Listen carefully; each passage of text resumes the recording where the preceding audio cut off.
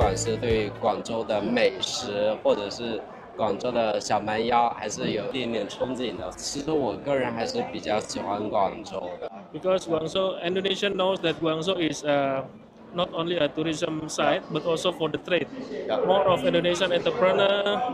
especially the trade and also the leisure market. 喺本屆旅遊展現場，活動通過沉積花城、人民灣區、活力花城三大篇章，全景展現廣州老城市新活力嘅文旅魅力，並攜手清遠、韶關，打造一程多站廣清韶文旅共同體，共繪粵港澳大灣區文化融合新途徑。我哋係希望咧，更多嘅人嚟感受同埋體驗我哋嗰個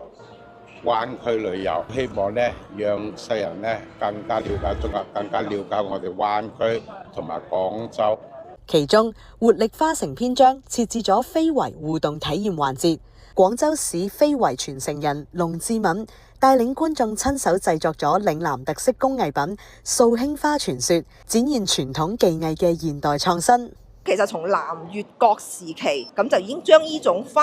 從波斯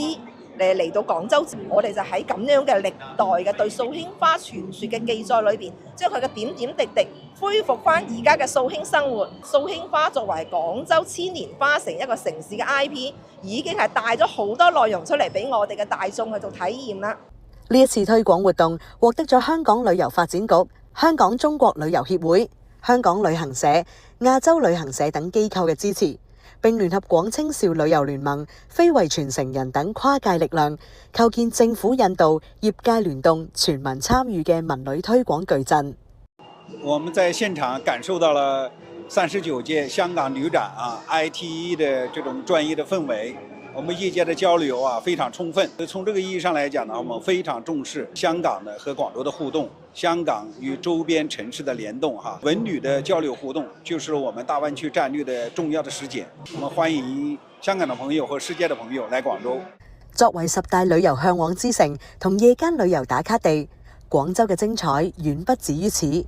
呢度歷史文物同灣區動能交織，傳統非遺同現代潮流共生。呢個盛夏，讓我哋以鳳凰花為約，登廣州塔俯瞰灣區氣象，品米其林摘星月味，睇全運會揮灑激情。廣州歡迎你，我好鍾意廣州。廣州歡迎你，廣州歡迎你，廣州歡迎你。